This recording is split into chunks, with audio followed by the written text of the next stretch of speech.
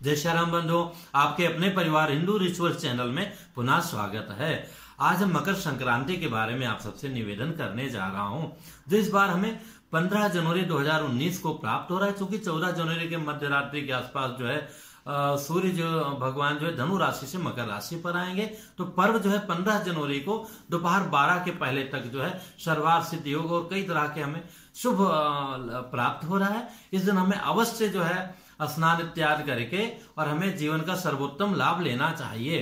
कहा गया है, माघे मासी महादेव यो दद्याद घृत कंबलम स भुक्त्वा सकलान भोगान अंते मोक्षम च विंदति। बहुत बड़ा इसका महत्व है। अगर आपसे संभव हो सके तो तीर्थराज प्रयाग में जाकर के इस दिन हमें अवश्य स्नान करना चाहिए। और इस बार तो अर्ध कुंभ का भी प्रथम स्नान जो है 15 जनवरी को ही है प्रातः काल में। तो कहा गया, माघ मकर गत रब जब होई तीर्थ पति आओ सब कोई। सारे तीर्थ सारे जो है देवी देवता प्रयागराज में इकट्ठा हो जाते हैं। इसलिए आप देखते होंगे हर तरह के साधु संत वहां पहुंच जाते हैं जीवन का सर्वोत्तम लाभ लेने के लिए प्रयागराज में। तो हमें इस दिन जाकर स्नान करना चाहिए। दूसरा जो स्थान है वो गंगा सागर का है। कहा गया, सगर पुत्रों के कल्याण के लिए कपिल मुनि के आश्रम में भागीरथी जी के तपस्या पर प्रसन्न होकर उनके पीछे पीछे गंगा मैया इसी दिन जो है संक्रांति के दिन ही कपिल मुनि के आश्रम में पहुंच करके सगर पुत्रों का उन्होंने कल्याण किया था।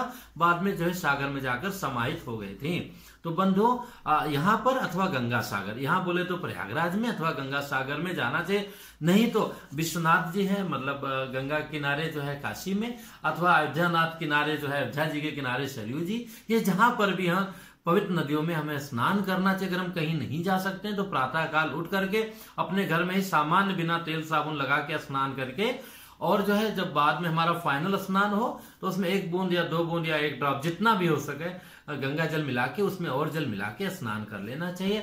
खूब पूजा पाठ जो है भगवान का करना चाहिए, आराधना करना चाहिए। इस दिन से उत्तरायण प्रारंभ हो जाता है। सूर्य भगवान, कहा गया उत्तरायण जो है देवताओं का दिन माना गया और दक्षिणायन जो है रात्रि मानी गई। इसी दिन से विशेष कर्म प्रारंभ हो जाते हैं।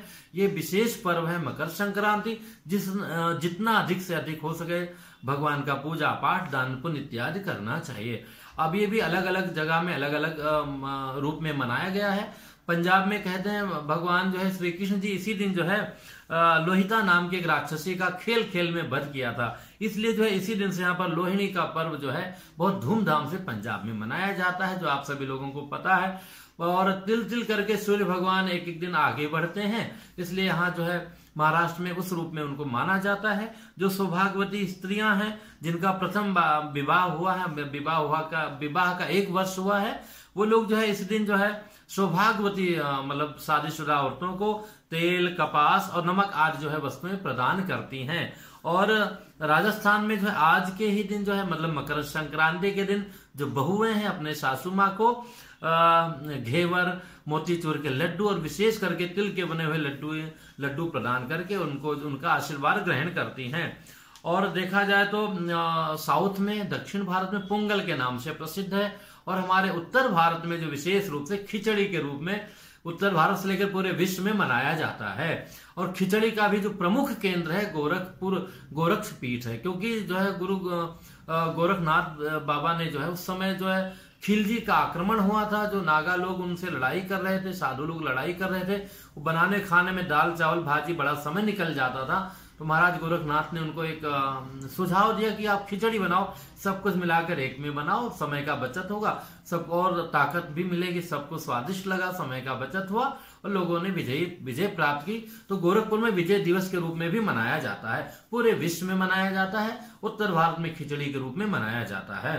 तो बंधुओं, इस दिन हमें घर में खिचड़ी अवश्य बनाना चाहिए, भगवान को भोग लगाना चाहिए। संभव हो सके अपने आचार्य पुरोहित कुल पुरोहित को बुला करके अपने जो मान्य ब्राह्मण है, जैसे आपके जीजा जी हुए, फूफा जी हुए, उस तरह के लोग हैं, उनको बुला करके सत्कार पूर्वक उनका भोजन करा के दक्षिणा इत्यादि उनको देना चाहिए। हम अगर नहीं कर सकते तो सीधा का दान करना चाहिए। सीधा दान में जो हम खाते हैं वही, जैसे भाजी हो गया।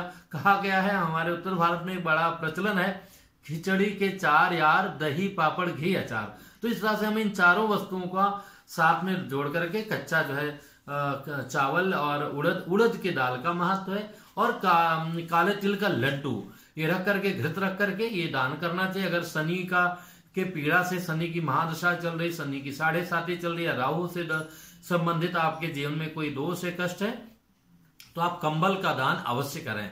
तो इस तरह से दान का, पुण्य का बड़ा ही महत्व है। तो ये बड़ा ही पावन पर्व, इसका पूरा लाभ लीजिए। पूरे देश में मनाया जाता है और आप सभी लोग पुण्यात्मा हैं, किसी न किसी रूप में भगवान की सेवा करते ही रहते हैं। तो इस पावन पर्व का पूरा से पूरा लाभ लीजिए। और जिससे संबंधित जो भी प्रश्न हो आप कमेंट्स में लिखिएगा, व्यक्तिगत बातों के लिए जो बहुत आवश्यक बात हो। हर वीडियो के नीचे इंस्टाग्राम का लिंक है, वहां पे जाकर आप प्रश्न करेंगे तो जब भी हमको जैसे ही समय मिलेगा हम उसका उत्तर देने का अवश्य प्रयास करूंगा। और इससे संबंधित और जो प्रश्न आप पूछेगा, फिर मिलेंगे हम आपको एक नई जानकारी के साथ में। जय सिया राम।